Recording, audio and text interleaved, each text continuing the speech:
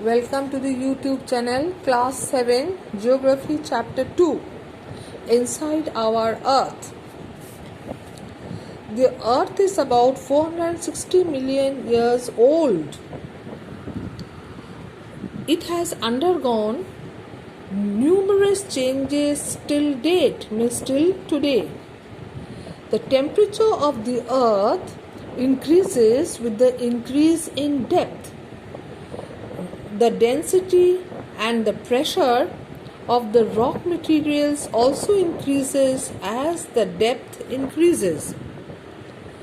The temperature in the center of the earth is approximately the same as that of the sun, that is 6000 degrees Celsius. Now the interior of the earth. The interior of the earth is divided into different layers based on their chemical properties. These layers are the crust, the mantle, the core. Now we are going to study about the crust. Crust is the outermost and the thinnest layer of the earth's surface. It's also called lithosphere. The crust is divided into two parts, the continental crust and the oceanic crust. The continental crust is about 35 kilometers thick and is relatively thicker than the oceanic crust. Continental crust forms the great land masses. Continental crust is made up of silica and aluminium. So, it is called Cl. The thinner layer, that is the oceanic crust, is found below the oceans and is only about 5 kilometers thick. The main mineral constituents of oceanic crust are silica and magnesium. Therefore, it is called SiMa. Silica emanates from magnesium. Now mantle, we are going to do mantle. Mantle is just below the crust and is about 2900 kilometers thick. Most of the masses of the earth is made up of mantle. It is made up of very dense rocks and minerals such as iron and magnesium. The mantle is also divided into two parts, the upper layer and lower layer. The upper layer, that is the layer of the inner earth where the crust begins to melt into the mantle, remains in molten state and is called as asthenosphere. Now let's do core. The center of the earth is called core and it lies below the mantle. The core is made up of nickel and iron. Therefore, it is called NiFe. Ni for nickel and Fe for iron. It's rather called knife. NiFe, knife. The central core has very high temperature and pressure. Now, tectonic plates. The Earth's crust is broken into several rock plates that float like icebergs or rafts on the upper mantle. They remain in continuous motion. It is due to these movements or motions that earthquakes and volcanic eruptions take place. Now let's proceed to rocks and minerals. Rocks are obtained from the earth's crust. They are of different colors, textures, shapes and chemical compositions. They are made up of different minerals. However, their chemical composition is not definite. Minerals are naturally occurring substances present in the rocks. They are solids which have a definite chemical composition. Most of the minerals have crystalline structure. Their size differs depending on the conditions under which the rocks are formed. Minerals are of two types, metallic and non-metallic. Some examples of minerals are gold, aluminium, uranium, etc. Now this thing, children, I have done with you in class, in the Google Meet class. I hope you have got these things, the answers. Now, what are the uses of rocks and minerals? Rocks and minerals are used for a variety of purposes. They are also a source of various precious stones and natural resources. Some of the uses are as below. First, in prehistoric times, people used rocks to make weapons and tools. You must have read in lower classes about it. Secondly, rocks are widely used for construction purposes, for buildings. Thirdly, fertilizers are made from the salts of the rocks. Fourthly, precious stones are used for making jewelry. Fifthly, some rocks are used as fuels. For example, coal, natural gas, and petroleum. These are the rock fuels.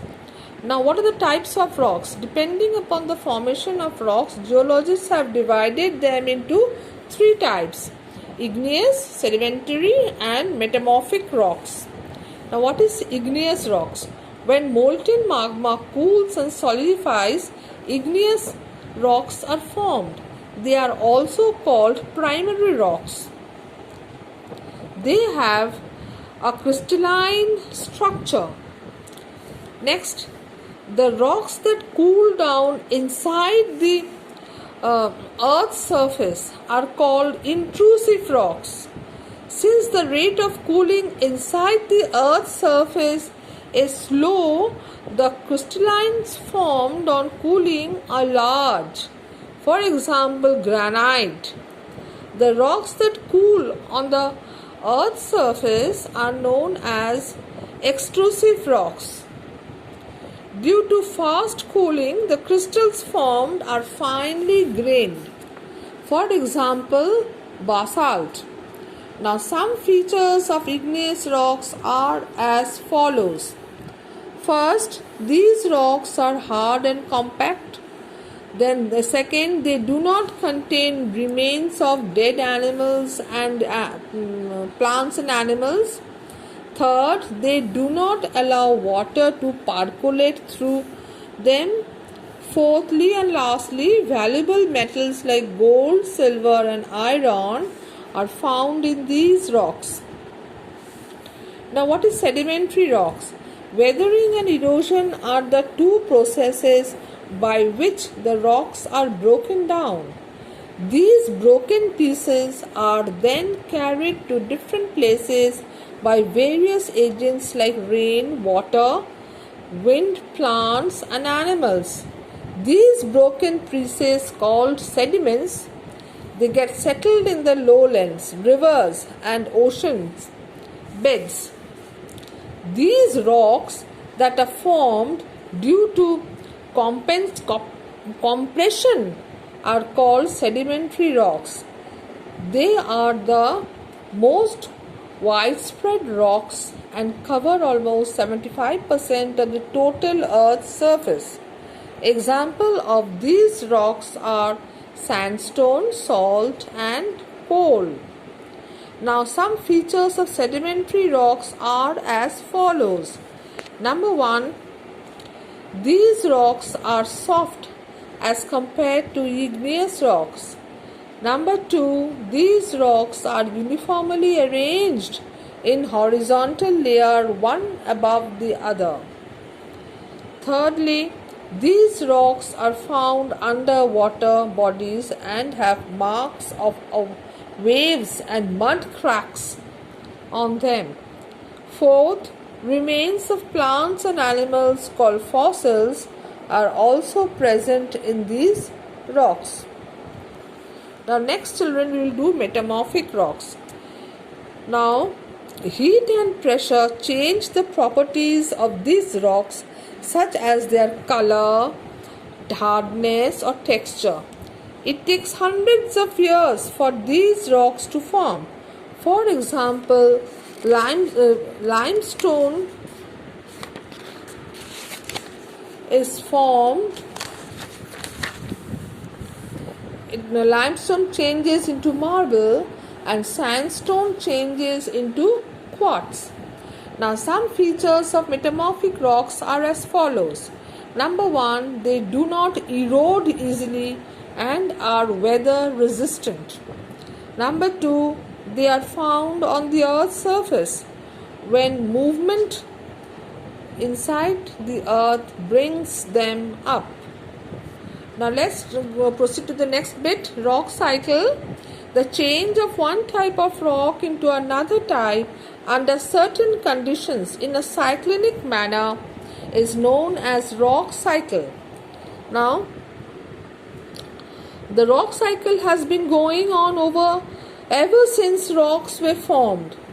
It has no beginning or end. The following steps will help you to understand the rock cycle in a better way. Number 1, molten magma cools, it solidifies and forms igneous rocks. Number 2, when subjected to cold, wind, snow and heat, these rocks break down into smaller pieces which later form sedimentary rocks. Number 3, when these igneous and sedimentary rocks are subjected to immense heat and pressure, they change into metamorphic rocks.